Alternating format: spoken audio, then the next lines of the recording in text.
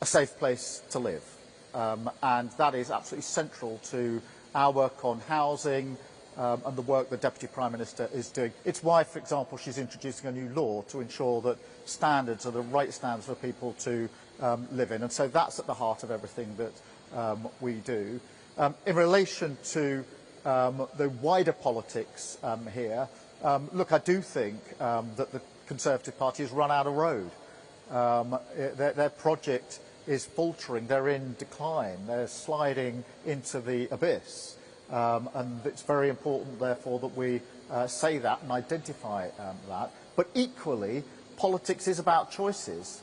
And the choice at the moment is between the choice of a Labour government that thinks that stable finances are at the heart of building better lives for working people, or Nigel Farage and Reform, who only this week said they would spend billions upon billions upon billions, tens of billions of pounds in an unfunded way, which is the exact repeat of what Liz Truss did. And it wasn't Nigel Farage that lost. He's all right. It's working people across the country that lost out, and I'm not prepared to allow that ever to happen in this country again. Thank you. And then Noah, I think, is the last question. Thank you, Prime Minister. You went into the election promising to freeze national insurance and keep the two-child benefit cap. You've since raised national insurance on businesses, and now you're considering axing the cap. Isn't attacking Nigel Farage's economic credibility a bit rich? Well, I think if we look at the evidence of just the last few weeks, what have we seen? We've seen growth at 0.7%.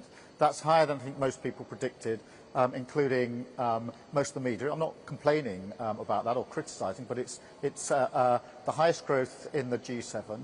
Interest rates have come down 4 times. That is a sign of confidence in the steps that we're taking. We've done 3 trade deals with countries around the world. That signals that other countries want to work with this country because they've made trade deals. That India deal, previous Prime Minister's been talking for 8 years, I think, about that trade deal. We managed to bring it in, and it's going to make a difference to people working here. The US deal as well, that was talked about for a very long time. We brought it in. And the EU deal, which is going to have a direct impact on prices in supermarkets. So all the evidence is that if you stabilise the economy, then others have confidence. We've had the record investment into this country, and the result of that is that we can deal with the cost of living crisis, and people have more money in their pockets, they feel better off. And that, for me, is at the heart of everything I stand for politically.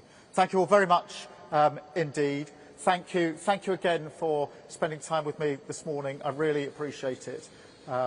Obviously, you can now get on with your jobs again, but thank you. It's been really interesting to see. Thank you. Thank you very much indeed. Thanks again for showing me around this morning. I really appreciate it. Thank you. And I think it's your story of starting here and finishing here. Did you tell you started 40 years ago? Was it 40 years ago? I left school 40 years ago. Left school 40 years ago to come into the trade.